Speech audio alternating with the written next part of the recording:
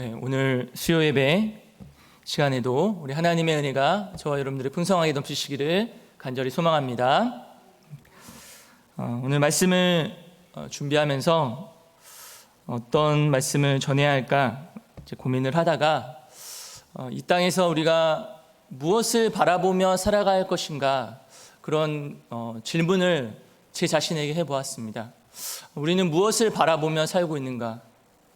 이 땅에서의 삶이 전부인 것처럼 살아가는 우리의 삶을 보면서 또 우리가 이 세상에서 추구하고자 했던 것들, 또 우리가 누리고자 했던 것들, 바라고 있던 것들을 과연 그 바라고 소망하고 있는 것들이 과연 우리에게 어떠한 유익이 있고 또 그것이 우리의 삶을 어떤 방향으로 이끌어가는지 그런 이제 생각을 하게 되면서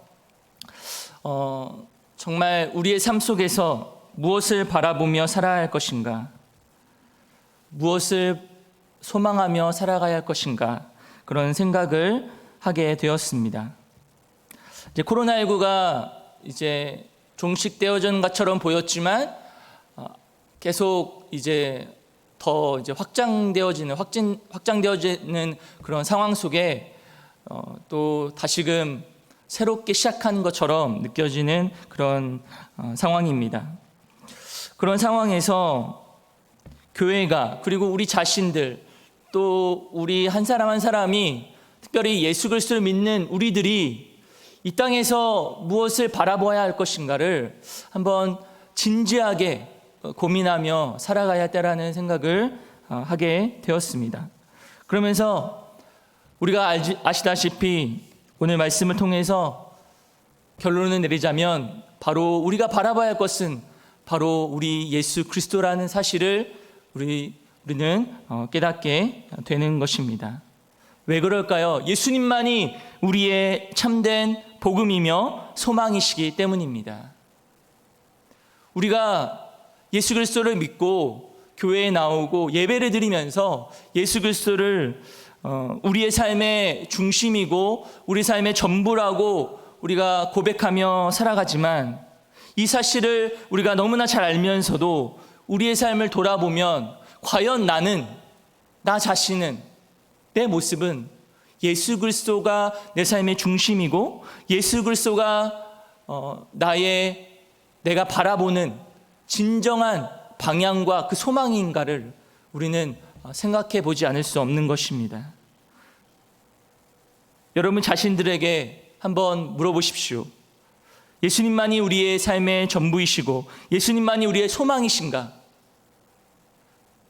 아니면 우리는 예수님 외에 세상의 것들로 너무나 매여 있고 세상의 것들이 세상에 있는 좋은 것들, 세상에 있는 그 바라고 소망하는 그 모든 것들이 우리가 바라보고 있지는 않은지, 그것을 향해 지금 그 방향을 향해 달려가고 있지는 않은지, 우리의 몸과 우리의 시간은 여기에 와 있지만 정작 우리의 삶의 순간순간들을 돌아보면 예수 그리스도와 하나님을 쫓아가기보다는 그 방향을 향해 달려가기보다는 우리는 여전히 세상의 것들로 우리의 마음과 생각과 시간을 빼앗겨 살아가고 있지는 않은지 우리는 다시금 우리 자신을 돌아봐야 한다는 것입니다. 나는 과연 무엇을 바라보며 살아가고 있는가? 나는 왜 살아가고 있는가? 나의 소망은 무엇인가? 내가 과연 진정 바라는 것은 무엇인가? 여러분, 오늘 본문을 보시면 이런 질문들 가운데 우리는 성경에서 답을 찾을 수밖에 없습니다. 성경이 뭐라고 말씀하십니까?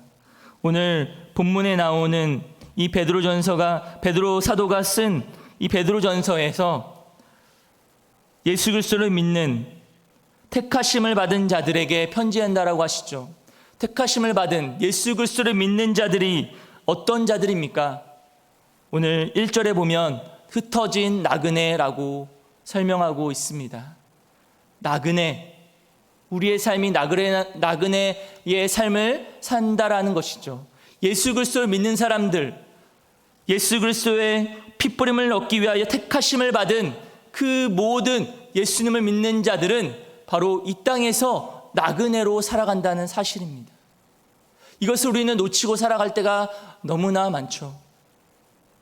이 땅에서의 삶이 나그네가 아니라 전부인 것처럼 세상 사람들이 누리고 싶어 했던 그 모든 것들도 누리고 싶고 예수 그리스도를 또 붙잡고 싶고 그 두 가지의 마음을 가지고 우리는 살아가고 있진 않은가 생각이 듭니다. 오늘 본문에서 나그네라고 설명을 하면서 그들에게 무엇이 주어졌는가, 그리고 베드로전서의 상황이 어떤가를 살펴보기 원합니다. 베드로 사도가 이 베드로전서를 쓸 때의 당시의 상황은 어땠냐면 소아시아에 흩어져 살고 있는 그리스도인들에게 쓴 편지라고 보시면 됩니다. 그들에게 닥쳐올 고난이 어떠할지라도 그들이 소유한 믿음과 소망을 잃지 않기를 바라는 마음에서 쓴 것이죠. 믿음과 소망을 잃지 않기를 바라는 마음, 그 간절한 마음을 가지고 베드로 사도가 베드로전서를 쓴 것입니다. 우리는 무엇을 바라보며 살아가고 있습니까? 여러분, 소망이라는 말을 우리는 잘 알고 있습니다. 바라고 원함, 간곡하게 바라다라는 뜻이 있죠. 모든 사람들은 소망을 가지고 살아갑니다. 저도 그렇고요. 여러분들도 소망을 가지고 살아가죠. 무엇이 바라는 것이 있죠. 무엇을 바라보고 그것을 향해 달려가고 있지 않습니까? 각자에게 주어진 소망들이 다를 것입니다. 바라고 원하는 삶이 있습니다. 그렇기 때문에 우리는 주님 앞에 나와서 기도하죠. 하나님, 이 기도 제목을 들어주십시오.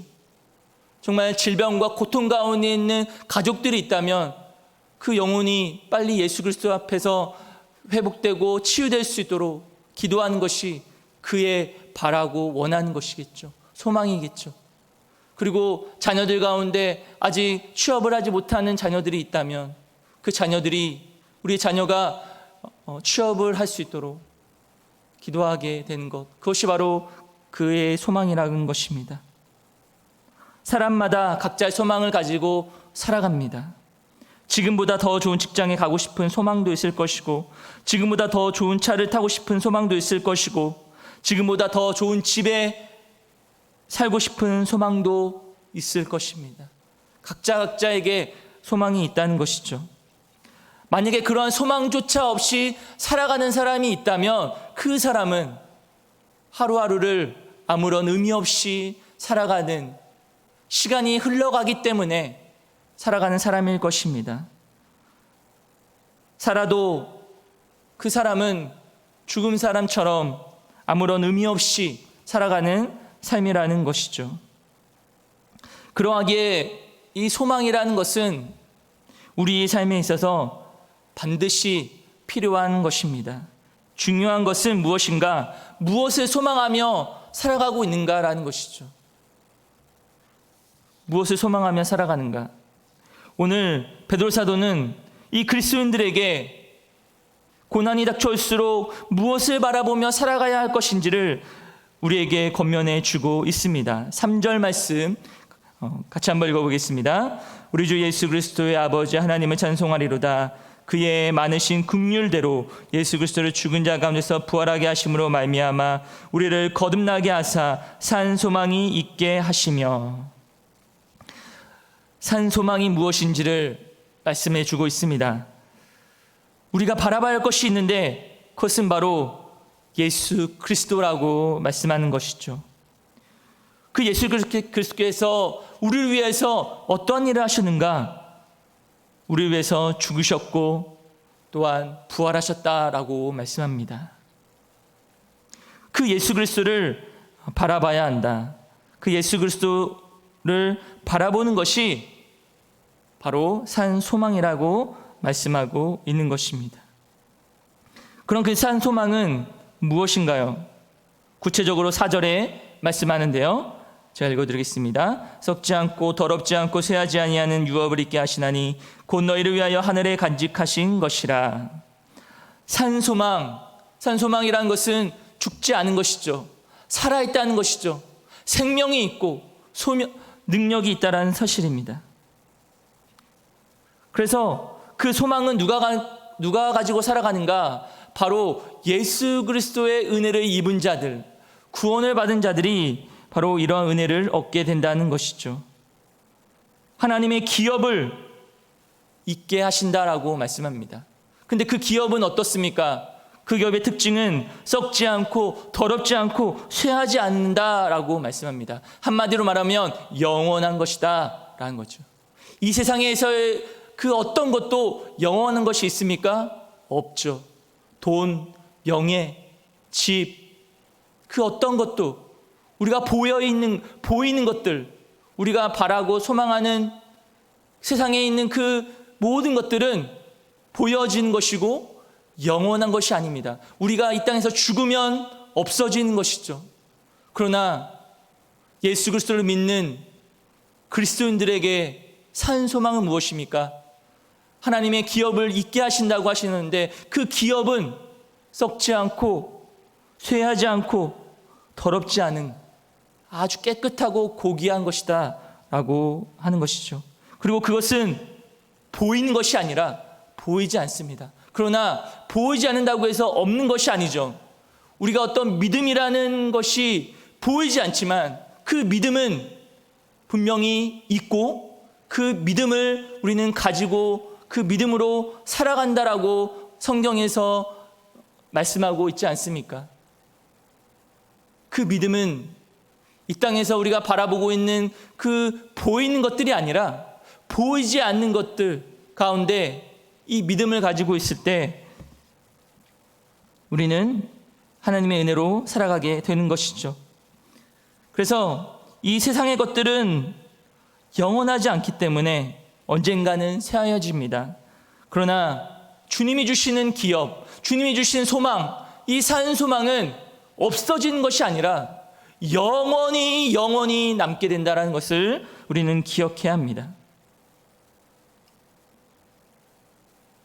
왜냐하면 이 소망은 땅에 있는 것이 아니라 땅에 보여지는 것이 아니라 보이지 않는 것이며 어디에 있다고 말씀하시냐면 하늘에 간직하고 있다라고 말합니다.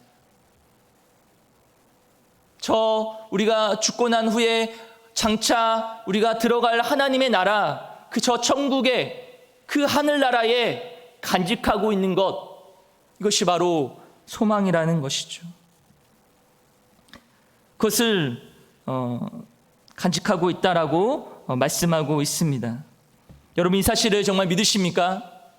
정말 하나님께서 주시고자 하는 이 산 소망은 하늘에 있는 것이지 땅에 있는 것이 아니라 그리고 영원한 것이다라고 오늘 성경은 분명하게 말씀해 주고 있는 것입니다. 하늘에 있다고 해서 우리가 그것을 바라보며 지향하며 살아가는 것이죠. 없는 것이 아니라 분명히 있고 생명이 있고 소망이 있기 때문에 우리는 그것을 달려나가고 있는 것입니다. 여러분 그 소망은 무엇과 연결되어 있을까요? 구원과 연결되어 있다는 것입니다. 이제 6절부터 이제 마지막 9절까지의 말씀이 바로 이 소망, 하나님께서 우리에게 산 소망을 주셨는데 그 소망이 결국 어디까지 가는가? 구원에까지 이르게 한다라고 하는 것이죠. 바로 그 산 소망은 무엇이냐면 바로 우리가 구원함을 얻게 되는 그 구원을 얻고 구원을 받게 되는 거기까지 그것을 바라보는 것이 진짜 산 소망이라고 말씀하고 있는 것이죠. 5절 말씀에 이렇게 말씀합니다. 너희는 말세에 나타내기로 예비하신 구원을 얻기 위하여 믿음으로 말미암아 하나님의 능력으로 보호하심을 받았느니라. 분명히 말씀하고 있죠. 여기서 중요한 사실은 구원을 얻기 위하여라고 말씀합니다. 구원을 얻기 위하여 무엇으로 구원을 얻게 됩니까? 바로 믿음이라는 것이죠. 믿음만이 구원을 얻게 된다는 것입니다. 이 세상에서 아무리 돈이 많고, 이 세상에서 아무리 권력이 높고 대통령이고, 이 세상에서 많은 것을 소유한 사람이라 할지라도 그 사람에게 믿음이 없다고 한다면 그 사람은 구원을 받을 수 없다는 것이죠. 사람의 노력으로, 사람의 의지로 착한 행실을 가지고 있다 할지라도 그 사람에게 믿음이 없다면 그 믿음은 구원을 받을 수 없는 믿음이라는 것입니다. 오직 예수님을 믿는 그 믿음만이 구원을 얻을 수 있다라고 분명히 말씀하고 있는 것입니다. 그 구원받은 자들은 어떤 특혜를 받습니까? 바로 하나님의 능력으로 보호하심을 받게 된다라고 말씀합니다. 구원받은 자들은 하나님의 능력의 보호를 받는다는 사실입니다. 하나님께서 보호하신다는 것이죠. 어떤 상황에서도, 어떤 경우라도, 어떤 고난, 어떤 어려움, 그 고난과 아픔과 힘든 상황 속에서도 누가 붙으시냐면 하나님이 붙으신다는 것이죠. 하나님이 붙으시고 하나님의 능력으로 그를 보호하신다는 거예요. 그 사람이 누구입니까? 바로 구원받은 자들이죠. 예수 그리스도를 진정으로 믿는 자들, 그 믿음으로 구원을 받는 자들이 바로 하나님의 능력의 보호를 받는다는 사실을 오늘 본문은 말해주고 있습니다. 다시 말하면 하나님이 구원받은 사람들을 지키시고 보호하셔서 하나님 나라에 들어갈 때까지 여러 가지 시련과 고난 속에서도 성도들을 인도하여 주신다는 사실을 우리는 깨닫게 되는 것입니다. 여러분, 이 사실을 우리는 잘 알면서도 그럼에도 불구하고 우리는 고난이 오거나 시련이 오거나 어려움이 닥치면 우리는 어떻게 살아가고 있습니까? 우리는 시련이 오고 고난이 왔을 때 넘어지고 좌절하고 있지는 않습니까? 그 이유가 무엇인가요?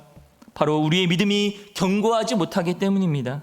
확신이 없다는 것이죠. 하나님께서 나를 붙드실 거라는, 하나님께서 나의 삶을 보호하시고 능력으로 이끌어 가실 거라는 그 믿음의 부족이 고난이 오고 어려움이 닥칠 때 쓰러질 수밖에 없는 것이죠. 그러나 구원을 받는 자들, 구원의 능력을, 구원함을 얻은 자들을, 진정으로 구원받은 자들은 고난과 어려움과 고통 속에서도 그 모든 시련들을 이겨내며 믿음으로 굳건하게, 담대하게 이 세상을 살아가게 된다라는 것입니다. 여러분, 우리의 삶 속에서 넘어지고 쓰러지고, 아니 그 조그만 고난, 다른 사람이 볼 때는 작은 고난처럼 보이지만 내가 생각할 때는 큰 고난으로 느껴집니다. 왜냐하면 내가 겪었기 때문에 그렇죠. 그러면 그 고난이 있을 때, 역경이 왔을 때 우리가 이겨낼 수 있는 방법은 단 한 가지, 하나님은 끝까지 붙드는 것이죠. 하나님의 능력으로, 하나님께서 나를 능력으로 보호하신다는 사실, 이 말씀을 붙드는 것입니다. 이 말씀을 붙들고 의지하는 자에게 하나님은 은혜를 주신다는 것입니다. 이러한 믿음을 소유하시는 저와 여러분 되시기를 주님의 이름으로 간절히 축원합니다. 여러분, 이러한 믿음은 언제 드러날까요? 바로 고난과 역경 속에서 드러나게 되어 있습니다. 오늘 베드로 사도도 6절의 말씀 보시면 시험을 인하여 잠깐 근심하게 되지만 기뻐하게 된다라고 말씀하고 있죠. 사람들이 고난을 당하면 반응이 어떻습니까? 고난을 당하면 와, 고난이다, 기뻐하자, 이런 사람이 있겠습니까? 처음 반응은 시험으로 인하여 잠깐 근심하죠. 아프죠. 힘들죠. 걱정이 되죠. 근심과 염려와 걱정 속에서 하루하루를 살아갑니다. 그러나 정말 믿음 있는 자들은 그 고난 속에서 하나님을 발견하게 되고 그 고난을 통해 다시금 하나님 앞에 더욱더 매달리고 붙잡음으로 인해서 하나님이 나를 사랑하시고 하나님이 나를 붙드신다는 사실을 경험하게 되는 것입니다. 그러한 믿음이 우리 안에 있어야 한다는 것이죠. 시험을 인하여 잠깐 근심하게 될 수 있습니다. 그러나 근심하고 낙심하는 것으로 머물고 있는 것이 아니라, 거기에서 낙심하며 좌절하며 사는 것이 아니라, 그 속에서 하나님의 은혜를 다시금 생각하고 하나님께서 왜 나에게 이런 고난을 주셨는지를 생각하면서, 어찌 보면 그 고난이 하나님이 주신 나에게 주신 시험이라 생각하며 그 시험을 어떻게 견뎌낼 수 있을까, 그 시험을 어떻게 하면 이겨낼 수 있을까라고 고민하면서 기도하면서 그 고난을 이겨내는 것이죠. 그런데 그게 쉬운 일은 아닙니다. 왜냐하면 정말 하나님을 향한 그 하나님이 나를 붙드시고 하나님이 나와 함께 하신다라는 그 믿음이 없다면 그것은 쓰러질 수밖에 없죠. 그러나 그 고난을 한 번 겪고, 두 번 겪고, 세 번 겪고, 여러 번 거치면 거칠수록 하나님의 은혜를 깨닫게 되는 것이죠. 그것을 경험한 사람은 고난이 왔구나, 이제 하나님의 말씀으로 이겨내겠다라고 이제 단단하게 되는 것입니다. 그래서 오늘 말씀 보시면 고난받으면서 근심하게 되지 않을 수 없으나 오히려 크게 기뻐하는도다, 그 말씀이죠. 그 근심하지만 그 근심 속에서 다시금 하나님의 은혜를 경험하게 된다는 거예요. 거기에서 하나님의 계획을 깨닫게 되고 하나님이 나를 붙드신 그 은혜를 경험하게 된다라는 것입니다. 그렇기 때문에 그들은 기뻐하게 되는 것이죠. 고난과 시험이 그 사람을 넘어지게 하는 것이 아니라, 고난과 시험을 통해 다시금 하나님 앞에 더욱더 가까이 가고 하나님을 더욱더 만나고 하나님의 은혜를 붙드는 그런 귀한 시간이 되는 것입니다. 그러면서 그 시련을 통과했을 때 나의 믿음이 어느 정도였는지, 진짜 믿음이 무엇인지를 깨닫게 되는 것이죠. 고난 속에서, 어려움 속에서 내가 넘어지고 있다면 내가 지금 하나님을 향한 믿음이 이거밖에 안 되는구나, 이거밖에 안 되는 거구나 하면서 다시금 하나님 앞에 무릎을 꿇게 되고, 또 이 고난의 시련을 통과하게 되면 다시금 하나님께서 나에게 진짜 믿음을, 진짜 신앙을 주시기 위해서 허락하신 거란 생각을 하게 되는 것입니다.